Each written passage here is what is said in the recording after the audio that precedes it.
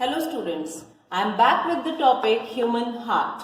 In the previous video, as I have told you the various components of the transport system, that is blood vessels, and this is the third component, human heart. We are discussing the continuous topics of transport system. Now, human beings have closed circulatory system because blood flows from heart to blood vessels, right? And our heart, that is human beings, having the heart which is four-chambered, right? And we are going to discuss in this video about the whole structure of the human heart. One important point you have to be noted that fishes, in human there is four-chambered heart, but fishes are having two-chambered heart. Please note down this. Amphibians are having three-chambered heart, whereas reptiles are also having three-chambered heart, except crocodile.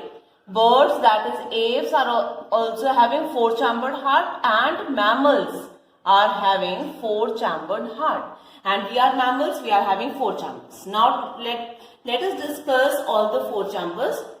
Upper chambers, that is, there are two chambers which are situated on the upper side called as arteria, or you can say as auricles, which are called as the two in number they are, and called as upper chambers. These are two upper chambers and their role is to receive blood from veins, right? Next is the lower chambers. Next two chambers are called as ventricles. These are also two in number and they are called as lower chambers. Right students, lower chambers, and their function is to transport blood to the arteries. From here, ventricles contract and transport all the blood of it to the arteries, and through arteries, as you have read in the previous video also, what is the difference between arteries and veins? Arteries are those blood vessels which take away all the blood from the heart to all the body organs, right? Now, there is one important point is, heart is enclosed in double membranous sac called pericardium. Very important. This layer, double membranous structure, is called as pericardium, which is filled with a fluid called as pericardial fluid. And this fluid helps to reduce the friction which is generated over the surface of the heart. Due to why the friction is generated? Because there is due to the contraction, rhythmic contraction and relaxation of the heart muscles. There is a friction force developed which is reduced by this fluid, and this is the covering pericardium in which it is filled, right? Next is, heart is made up of special type of muscle fibers which you have read in the 9th class also. That is, yes, have you remembered? Yes, that is cardiac muscle fibers, which has the potential to contract and relax rhythmically for a long lifetime. Next, we have to now discuss with the diagram of heart all the chambers and veins and arteries related. Yes, students. Now, I will show you how to draw the structure of human heart in a simple way. Okay. First rule of the diagram is always draw the diagrams with the pencil. Okay. And this is the way. There are four chambers in the human heart, as you know. Right auricle, left auricle, right ventricle, left ventricle. And this is the way to draw this complex diagram in the simple way. These are valves, these are, we can say, these are the chambers, upper chambers, lower chambers. Okay. Now I will explain you with the fully drawn diagram. Yes, students. Now let us discuss the structure of fully drawn human heart.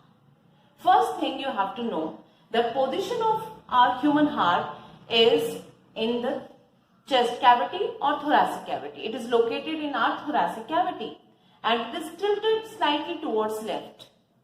Second thing is, it is slightly broader from the upper side and it is slightly conical, or we can say pointed on the bottom side, right? And its size, if we talk about the size of the human heart, it is equal to our fist, as my heart is equal to the size of my fist. It is clear to you? Now, next is two important things you have to always remember, students, while drawing the structure of the human heart is that first is that this is the left part of the human heart, and always label it as left. This is the right side of the human heart, label it as right. R for right. Right? And L for left. Yes. Second thing, you have to always remember that this left side always having oxygenated blood. It is having oxygenated blood, and the right side is always having deoxygenated blood. Right? That's why I am showing the left side with the red color, because oxygenated blood is more red as compared to the deoxygenated blood. That's why I have shown you the left part with the red color and the right part with the blue color. Now let us label all these parts of the heart. This is, as you have written, L, that means left. This is the upper chamber, left auricle, or we can say left atrium. This is R, R means right, and this is the right auricle. That's why we have to label it as RA. This is right ventricle, so label it as RV. This is left ventricle, that's why we have to label this as LV. These are the four chambers of the human heart, two upper chambers and two lower chambers, that is ventricles. Right atrium, left atrium. Right ventricle, left ventricle. If you are using the short forms like this, you have to mention the full form of these words RV, LV, LA, RA at the bottom of the structure of the heart, right, in the exams. Next is label other parts. There are three important labels in this structure, students. Three important things are, one is all the chambers which you have labeled, right? Second thing is the walls which you have seen. These are the walls. This is the second important part of the human heart. Third important part of the human heart is, this is the septum. Okay. Now let us label one by one. Always remember that upper chambers, right auricle and left auricle, they are called as receiving chambers. Why they are called as receiving chambers? Because they receive the blood from different organs, different body parts to the heart. That's why we also have to show the flow of blood with the help of arrows. In this chamber also, blood coming from different organs into the heart, and in this chamber also you have to show with the help of arrow the flow of blood. That means upper chambers are receiving chambers, and they are always receiving the blood from veins. That's why we have to label these two veins. First one is, we have to label as superior vena cava. This is the superior vena cava, which bring blood from the upper part of the body organs, upper body parts. And the second vein is, you have to label it as inferior vena cava. Inferior vena cava it is called so because it brings blood from the lower body parts. Okay, these are the two major veins which bring blood from different organs, different body parts into the right auricle, right? Next is, you have always you have to show the flow of blood with the help of arrow. When blood enter into this right auricle, then it contracts, and then this blood come down or flow down into the right ventricle. And whenever right ventricle contracts, by the contraction of right ventricle, what happens?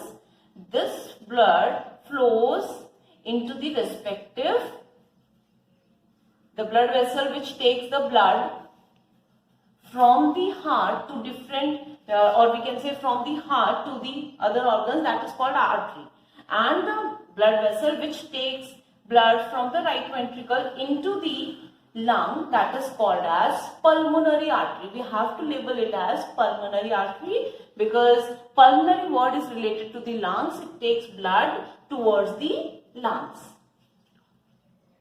So I have written it as pulmonary artery, and in bracket you can mention that it takes blood towards the lungs. There are two branches of this. This pulmonary artery will take the blood towards the left lung, and this pulmonary artery will take the blood towards the right lung. Right? Now this is clear to you.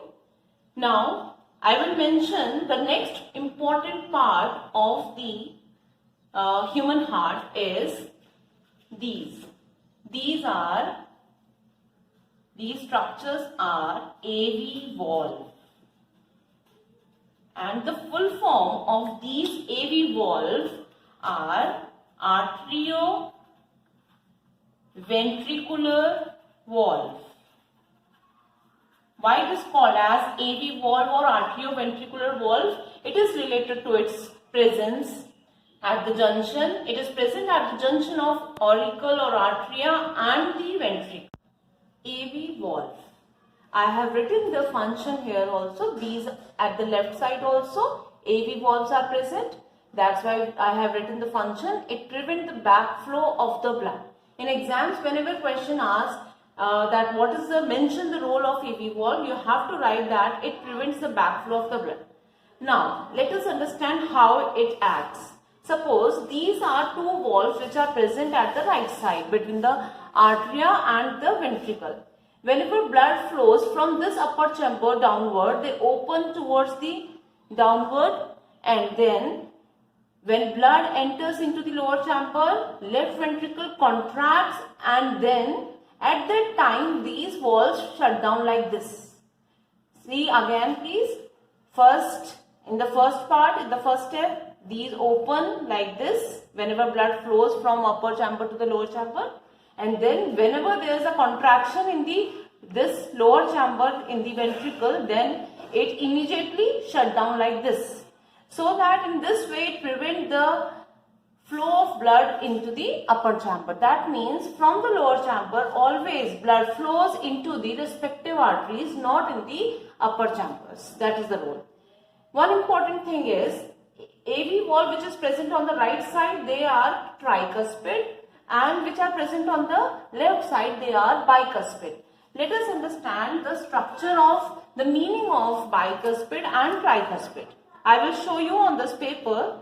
If we take the section of this tricuspid valve like this, if there is the opening where valves are present and they are having, tricuspid means they are having three flap-like structures. One is like this, and this, and this. That means these are 1, 2, 3. These are three flap-like structures which open downward, we can say, whenever blood pressure pushes them, and then it open downwards, right? This is the example of the structure of tricuspid valve. Now, the next important structure is septum, which is present between the right side and the left part of the left side of the heart, right? So we will write it as septum. Septum function is, the question may arise in the exams that why deoxygenated blood in the right part never get mixed with the oxygenated blood which is present in the left side of the heart. The answer of this question is because of the presence of septum. In higher classes, you may read that the septum or the partition which is present between the two ventricles, it is called as ventricular septum, interventricular septum, and the septum or partition which is present between the two arteries, it may be called as interarticular septum. Then according to your syllabus, according to your NCERT, you can just write septum. The role of septum is, it prevents, first role is, it prevents the mixing of deoxygenated and oxygenated blood, right? And this is very important. In the exams, maybe the question arise, what is the advantage of this septum? What is the advantage of no mixing of blood? Then you have, so advantage is of the separation of oxygenated from the deoxygenated blood, that it efficiently supplied to each and every body cell, and because it provides, that's why it provides an efficient supply of oxygen to every body cell, and this will produce as high energy, and this energy is required to maintain the body temperature of human beings. The question may be arise in the third form as why the warm-blooded animals require higher energy as compared to the cold-blooded animals. So again the answer is because of the prevention of mixing of oxygenated and deoxygenated blood. Because of the presence of septum, it provides an efficient supply of oxygen, produces high energy and required to maintain the high body temperature. That's it. Now let us look at the left side of the human heart. Here we have labeled left atrium or left auricle, which is filled with the oxygenated blood always, and this blood is brought by the pulmonary vein, which is coming from the, now students you can guess that why it is called as pulmonary, because it is coming from the lungs. Now whenever blood enters into the left atrium or left auricle, then again it flows down into the lower chamber, into the left ventricle. And after the contraction of the left ventricle, this blood again flow towards the, you can show with the help of arrows again, that it flow towards the respective artery, and this is, students, the largest artery of the human body called as aorta. You can write in the bracket that this is the largest artery of the human body, right, which brings the blood from the left ventricle to all the body organs of the human body, right? That's why we can say, show the arrows clearly, okay? AV valves again present here. Whenever there is a contraction of left ventricle, they again close down and prevent the backflow of the blood into the upper chamber. Now it is clear to you? Now the next important thing is, you have to notice that as compared to all the walls, outer walls of all the chambers, the wall of left ventricle is thickest. The question may arise, what is the reason of thick walls of left ventricle? Students, the reason of this thick wall of left ventricle is because it exerts high pressure on its wall, because it has to pump oxygenated blood to all over the body parts, right? Now students, as I have written here the explanation with each label, their function, everywhere it is written. So you can write in this way, or you can make notes in a different way. By step you can write all the functions of all the parts of the human heart. So thick walls of left ventricle, because it exerts highest pressure on the walls of left ventricle, therefore they are thickest, and they have to pump, or this left ventricle has to pump oxygenated blood to all over the body part through the largest artery of the body, that is aorta.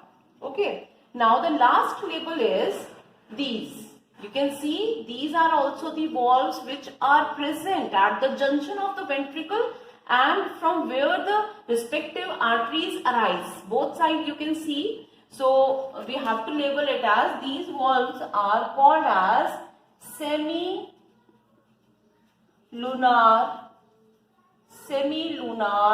valves.